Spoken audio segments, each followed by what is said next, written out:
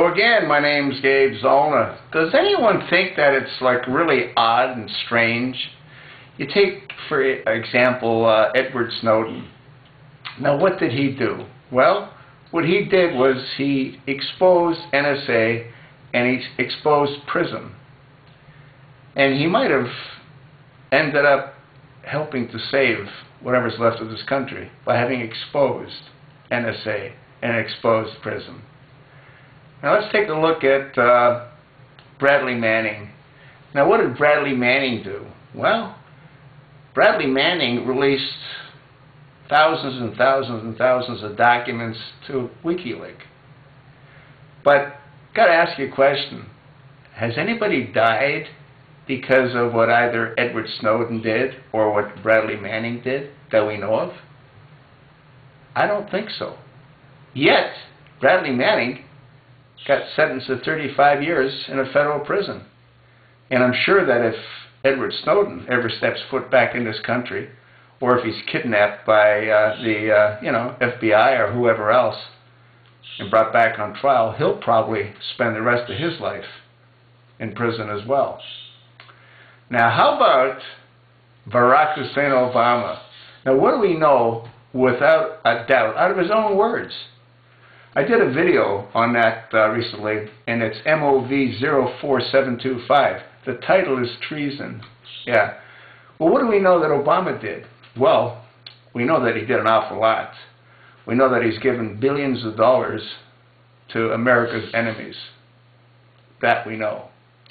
We know that he's given them who knows how many thousands upon thousands of weapons. Out of his own words, he said, we are going to fund the Syrian rebel freedom fighters.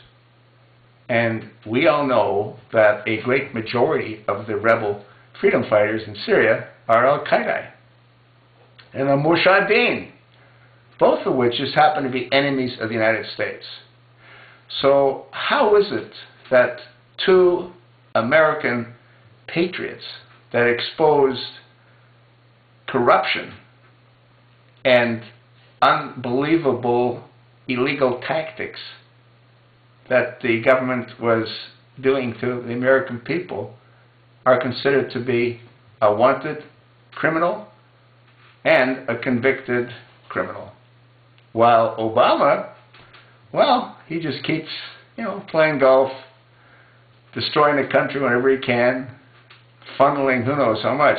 I mean, there's talk about Obama having sent $8 billion to Mohammed Morsi before Morsi was removed. $8 billion. And Morsi is part of the Muslim Brotherhood, which is what the Sunnis all belong to, which is what I believe Obama is.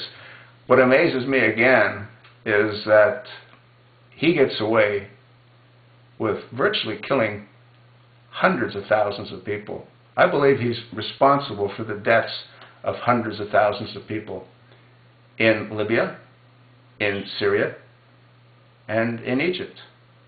Probably anywhere and everywhere throughout the Middle East.